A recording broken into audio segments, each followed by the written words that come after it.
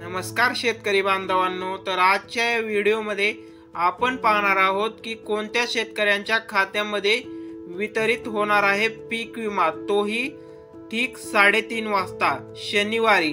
तर मित्रांनो, आजच्या या व्हिडिओमध्ये आपण पाहणार आहोत त्या पात्र जिल्ह्यांची यादी।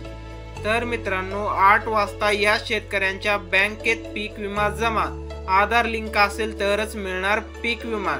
तर मित्रांनो, पीक विम्याचा लाभ मिळविण्यासाठी तुमच्या बँकेशी आधार लिंक असणं गरजेचं आहे। मित्रांनो, शेतकऱ्यांना पीक विम्याचे पैसे जानेवारीत मिळणार।